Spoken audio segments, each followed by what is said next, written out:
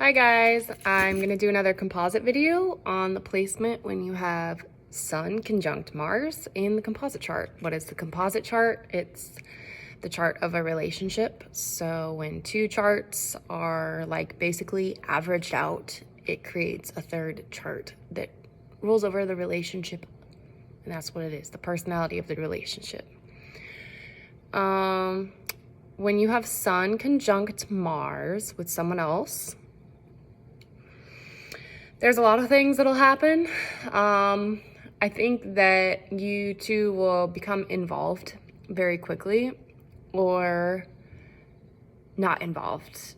Like right off the bat, you know that it's either like someone that you can do things with and do a lot of activities with, or you'll feel kind of like the fighter warrior side of Mars, and it's like someone that you want to fight. And I feel that it goes two ways, usually one of two ways. So if there's like harmonious stuff in the synastry chart and the two of you get along, and there's other harmonious stuff in the composite chart and it goes, you know, the first way, then it basically means that the Sun, being the identity of the relationship, kind of the personification of the general, like who you are together, the identity of the relationship, I think I already said that, conjunct Mars, which is male sexuality. It is how you move forward and how you assert yourself. Honestly, it's someone that you can just do so many activities with, and it can be really, really fun. It's like you both probably will be compatible in the way that you basically want to move around through the world. You could easily run errands together, and it's like, okay, you go to that side of the store, I'll go to this side of the store, we'll get it done like super fast, super efficient.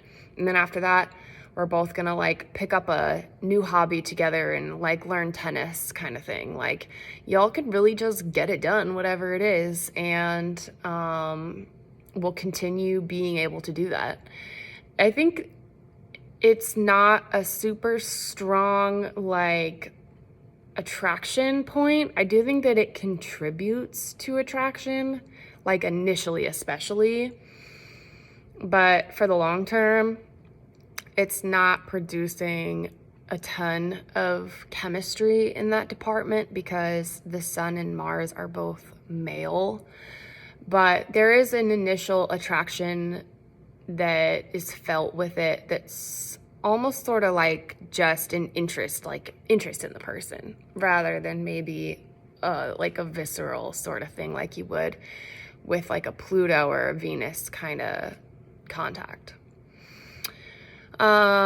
So the alternative way that it can go is it can lead to arguments, because if the identity of the relationship is one and, you know, hand in hand with Mars, and you happen to both have more like argumentative singular natal charts, or there's other stuff going on, whether in the synastry or the composite, that leads to difficult aspects, it can be that you argue all the time that Mars warrior energy is the identity of the relationship.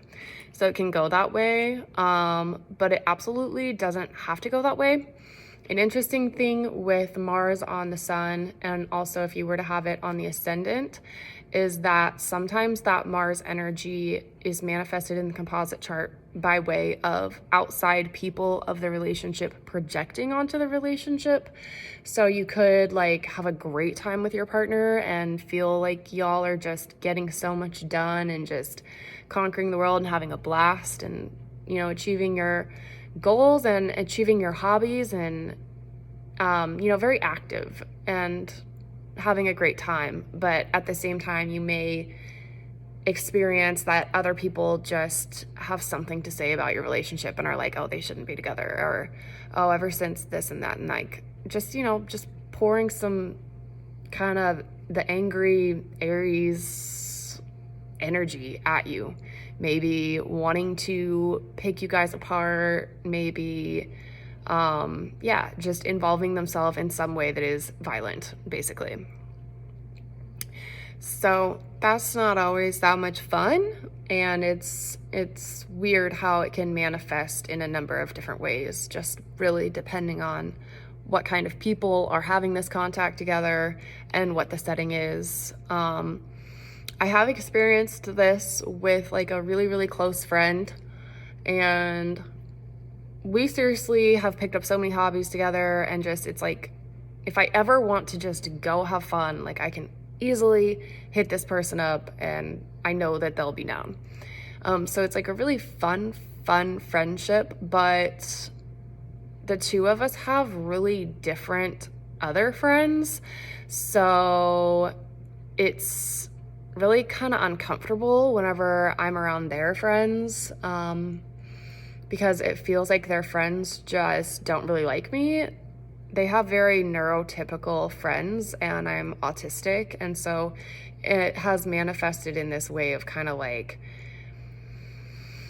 receiving some negative attention from the outside because their friends want to say things about me as if I'm purposely keeping Charlie away from their friends. But that's not the case. I want Charlie to hang out with their friends, and I want, you know, good things. Like it's just a projection from the outside in. So that can happen sometimes with Mars on the sun or on the ascendant.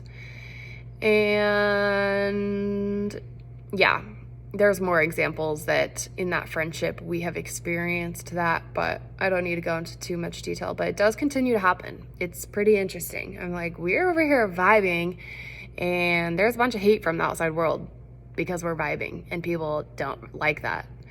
So that's been strange. But all in all, even though contacts are supposed to be harsh placements, I feel this one is really fun, and it's really effective. Like, you can get so much done. If anything, it's like maybe there's a little bit of burnout at stake. If you spend too much time together and you're always active, it can be difficult to get into like maybe more in the home patterns and routines, because you always want to be out doing something and going on an adventure or playing a sport together. So yeah, maybe it takes a little bit away from that inward nurturing life of a relationship, but I think it's a good placement to have for the most part with someone else. So I hope this helps, and please like the video and subscribe if you like my content, and I appreciate that so much. I'll see you guys in the next one.